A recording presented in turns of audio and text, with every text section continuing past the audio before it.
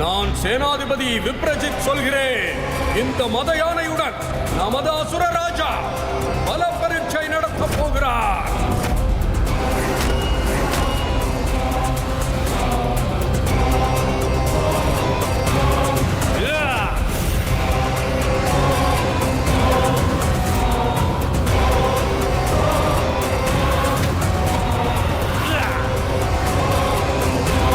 யானையை வென்ற மாவீரன் இரணிகசிபு, பாதாளலோக அரசன் இரணிகசிபு.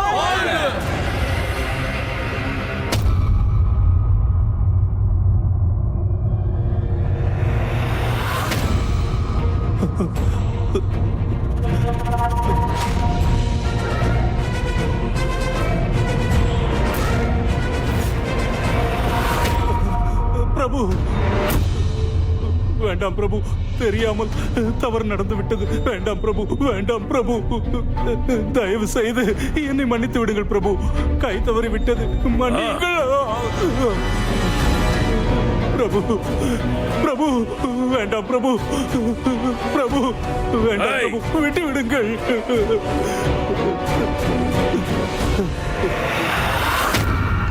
உன் தாய் உன்னை பிரசவித்த நேரம் பிரமாதமான நேரம். அதனால் உன் ஆயுள் கெட்டியாக இருக்கிறது. என் சகோதரன் இரணியாட்சன் தான் என் தோல் பலம். அவன் கொடுத்த இந்த தோல் பட்டை கவசம் கீழே விழுந்திருந்தால் அதன் கூடவே உன் தலையும் தரையில் விழுந்திருக்கும். கோவலியே, இவனை இழுத்துச் செல்லுங்கள்.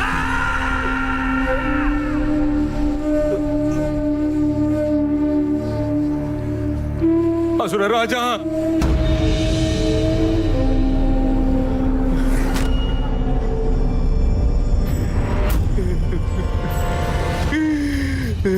என்ன நடந்தது? உன்னிடம்தான் கேட்கிறேன், என்னவாயிற்று? அசுர ராஜா, இரண்யாட்ச பிரபு உயிருடன் இல்லை.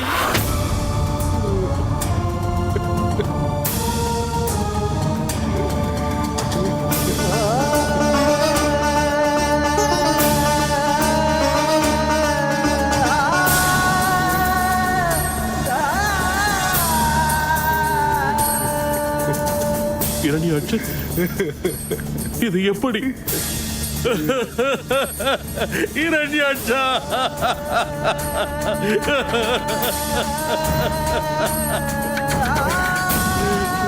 இரண்யாட்சா, இரண்யாட்சா.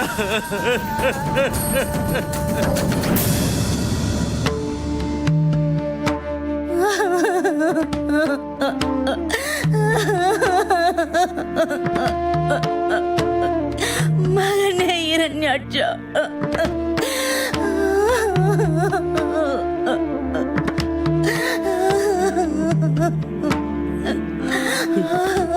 மகனே இரண்யாட்சா, என் குல குழந்தை. தாயே, மகனே இரண்யா, வந்து விட்டாயா? உனக்காகத்தான் நான் காத்திருந்தேன். சரிந்திருக்கும் உன் சகோதரனின் சடலத்தை பார்.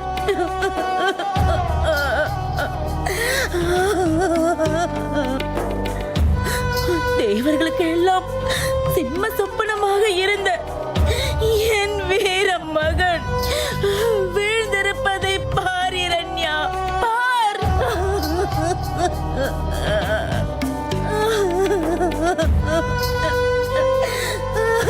மகனே இரண்யாட்சா,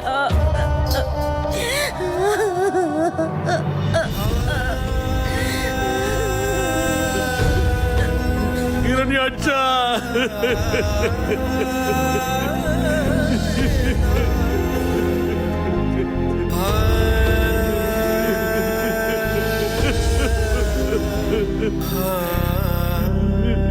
திதி, உனக்கு எப்படி ஆறுதல் சொல்வதென்றே எனக்கு தெரியவில்லை. ஆனால் முடிந்து போன காரியத்திற்காக அழுது புலம்புவது சரியல்ல. எல்லாம் விதிப்படிதான் நடக்கும். அனுபவித்துத்தான் ஆக வேண்டும். அந்த தேவர்கள் நயவஞ்சகர்கள் என்பது உங்களுக்கு நான் சொல்லி தெரிய வேண்டியதில்லை. என் மகனின் சடலத்தை பார்த்ததும் நீங்கள் கோபம் கொள்ளாமல் என்னை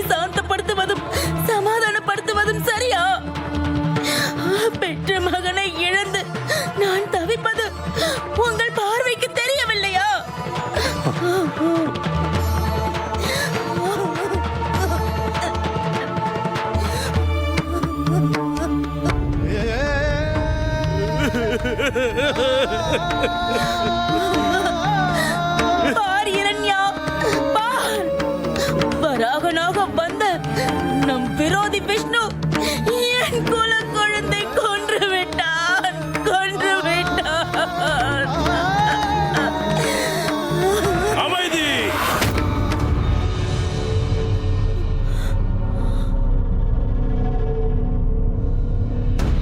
அமைதி! அமைதி! என் சகோதரனின் சடலத்திற்கு முன்னால் யாரும் அழவே கூடாது.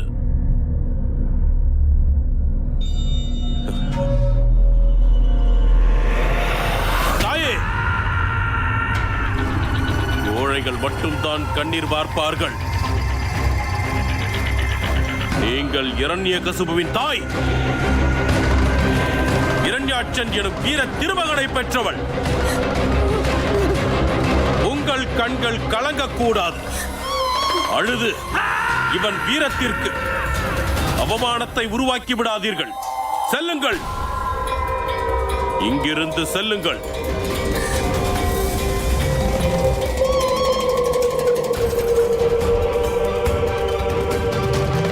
என் சகோதரன் வீர சொர்க்கம் அடைந்திருக்கிறான்.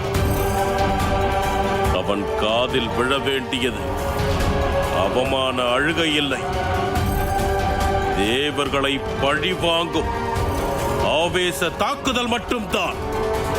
பழிக்கு பழி. என் சகோதரா, ஈடு என்ற அசுர வீரனே, உன் சடலத்தின் மீது சத்தியமிட்டு சொல்கிறேன், உன்னை தந்திரமாக தாக்கிய அந்த மாயாவி மகாவிஷ்ணுவை அவன் எந்த ரூபத்தில் இருந்தாலும் கொன்றே தீருவே. இது சத்தியம்.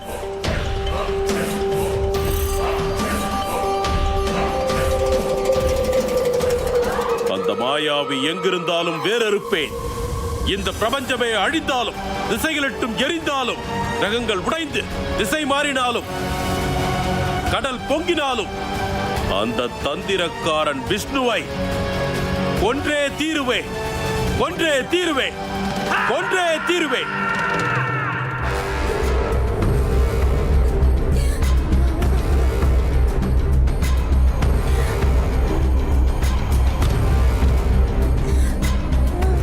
சூரிய சந்திரர்களே, அஷ்டதிக் பாலகர்களே, இந்த அசுர வீரன் மீது சத்தியம் செய்கிறேன். என் சத்தியத்திற்கு நீங்களே சாட்சி. இந்த படைப்பிலிருந்து மகாவிஷ்ணு என்ற சொல்லோ சிந்தனையோ இல்லாமலாக்குவேன். இறந்து போன என் சகோதரனுக்கு அந்த ஸ்ரீஹரியின் ரத்தத்தை படையலாக்குவேன், படையலாக்குவேன். என்ன இது? ஸ்ரீஹரியை அழிக்க சபதமா? அவர்கள் வேதனையில் இருக்கிறார்கள். வார்த்தைகள் வலிமிகுந்தே வரும். அதை பக்தனின் வேண்டுதலாகவே பார்க்க வேண்டும். என்னை புகழ்ந்து பேசுபவனும் என் பக்தன்தான், என்னை இகழ்ந்து பேசுபவனும் என் பக்தன்தான். சுவாமி, உங்களை கொன்று விடுவேன் என்று சத்தியம் செய்வது வேண்டுதலா? ஆம் தேவி, நம்மை வணங்குபவர்களையும் வசைப்பாடுபவர்களையும் ஒரே பார்வையில் காண வேண்டும். என் மீது நம்பிக்கை உள்ளதல்லவா? பிறகு எதற்கு கவலை? அவன் ஆவேசத்தை பார்த்தால் அவனால் இந்த படைப்பில் என்ன பயங்கரம் உருவாக போகிறதோ என்ற கவலை வருகிறது. இவன் தம்பி இரண்யாட்சன் பூதேவி மேல் ஆசைப்பட்டு ஆணவத்தோடு ஆர்ப்பரித்தான், அழிந்து போனான். இவன் தன் தம்பியின் சாவிற்கு பழி வாங்குவேன் என்று சபதம் செய்கிறான். இவன் யாரை எப்படி ஆட்டி வைக்கப் போகிறான் என்று தெரியவில்லையே. ஒருவன் தர்மத்தின்படி நடக்கவில்லை என்றால் தானாக திருந்துவதற்கு அவகாசம் தருவேன். கொடுத்த சந்தர்ப்பத்தை பயன்படுத்திக் கொள்ள அவன் மறுத்தால் பின் தர்மத்தை நிலைநாட்ட நான் செயலில் இறங்குவேன். நாராயண நாராயண. லக்ஷ்மி நாராயணனுக்கு என் வணக்கங்கள். பிரபு, நீங்கள் இருவரும் ஏதோ பேசிக் கொண்டிருந்தீர்கள். அவசரமான விஷயம், அதான் அனுமதி பெறாமல் நேராக வந்துவிட்டேன். என்னை மன்னிக்க வேண்டும். நாரத முனிவரே, அவசரமான விஷயம் என்று வரும்போது அனுமதி தேவையில்லை. சொல்ல வந்ததை சொல்லுங்கள். பிரபு, அதிதி தாய் தடுத்தும் கேட்காமல் இரண்யாட்சன் சடலத்தை பார்க்க தேவேந்திரன் தேவர்களோடு பாதாள லோகத்திற்கு செல்கிறார். இந்நேரத்தில் அவர் இரண்யகசிபுவிடம் சிக்கிவிட்டால் அது நிச்சயம் பேராபத்தாகிவிடும். பிரபு, இந்திரனை நீங்கள் தான் காப்பாற்ற வேண்டும். தாமதித்தால் தப்பாக ஏதாவது நடந்துவிடும். நாரதருக்கு ஞாபக மருதி அதிகம். இந்திரனும் தேவர்களும் அமிர்தத்தை அருந்தியவர்கள். மரணம் அவர்கள் நிழலை கூட தொடாது.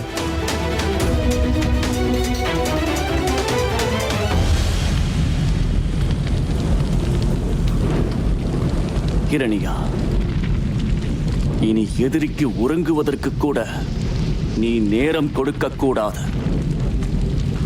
இது நாம் வருந்தும் நேரம் அல்ல, எதிரிகளை வதைக்கும் நேரம். இந்த கொள்ளியை இதற்கான புள்ளியாய் வை.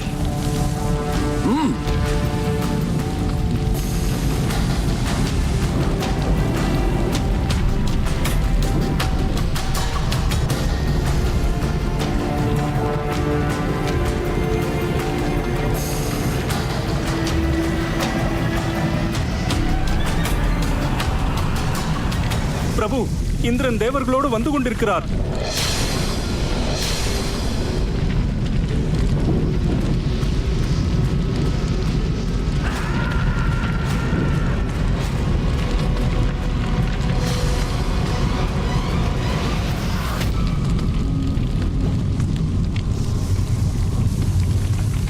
என் சகோதரனின் சடலம் இன்னும் தகனமாகவில்லை.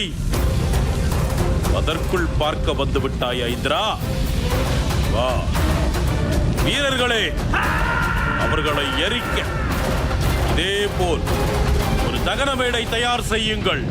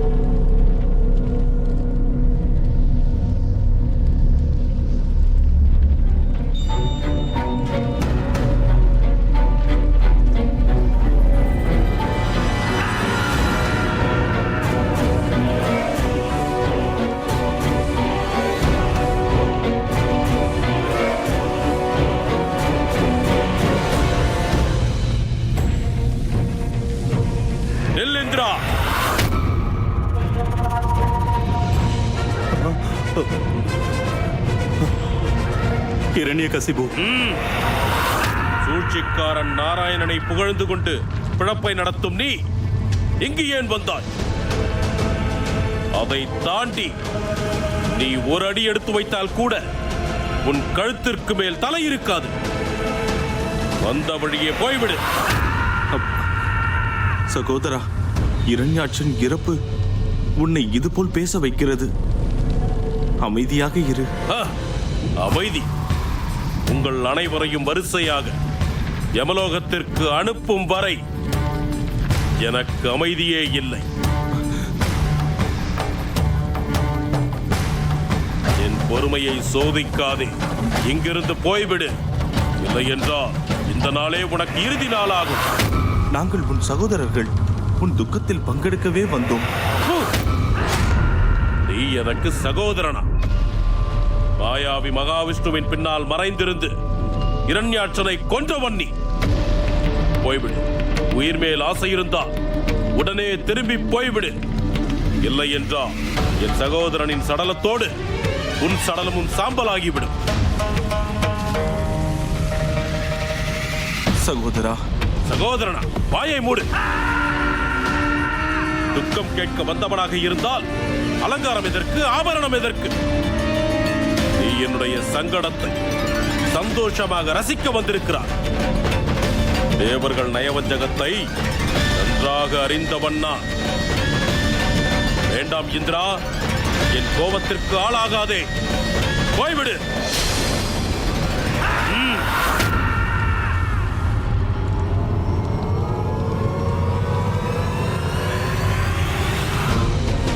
இந்திரா, எதற்காக உன்னை உயிரோடு அனுப்பினேன் தெரியுமா? நான் எவ்வளவு கோபமாக இருக்கிறேன் என்பதை நீ அந்த கபட விஷ்ணுவின் காதில் போய் சொல்ல வேண்டும். என் ஆத்திரத்தீயில் பஸ்பமாக அந்த பரந்தாமனை தயாராக இருக்கச் சொல். தொடர்ந்து இந்த படைப்பு இருக்கும். ஆனால் இந்த மகாவிஷ்ணு வாழ்ந்ததற்கான அடையாளமே இருக்காது. அனைத்தையும் நான் நிச்சயமாக அழித்து விடுவேன். அந்த ஸ்ரீஹரியின் அழிவு இந்த இரண்யகசிபுவின் கையால் தான் என்பதை மறந்து விடாதே. இது இறந்து போன என் சகோதரன் மீது ஆணை.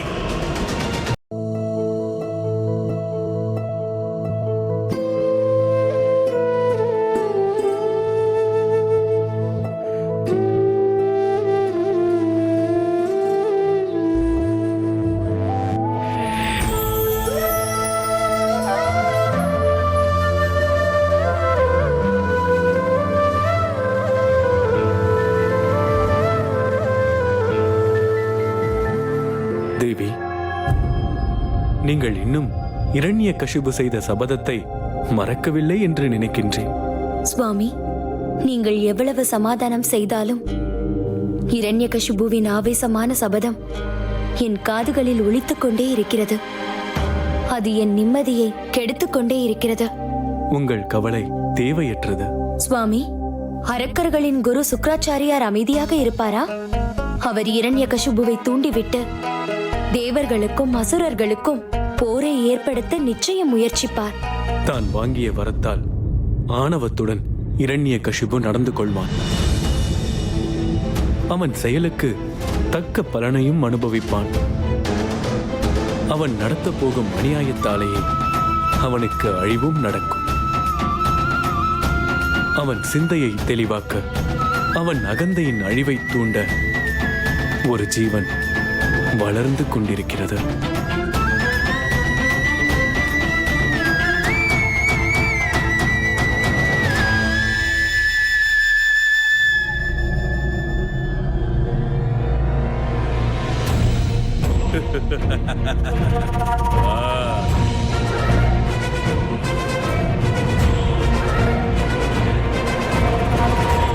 சுவாமி, நான் கேள்விப்பட்டது நிஜமா? நீங்கள் யுத்தத்திற்கு தயாராகிக் கொண்டிருக்கிறீர்களா? ஆமாம், நிஜம்தான். யாருடன் யுத்தம்? எதற்காக யுத்தம்? வேறு யாருடன்? அந்த மாயாவி மகாவிஷ்ணுவுடன் தான். சுவாமி,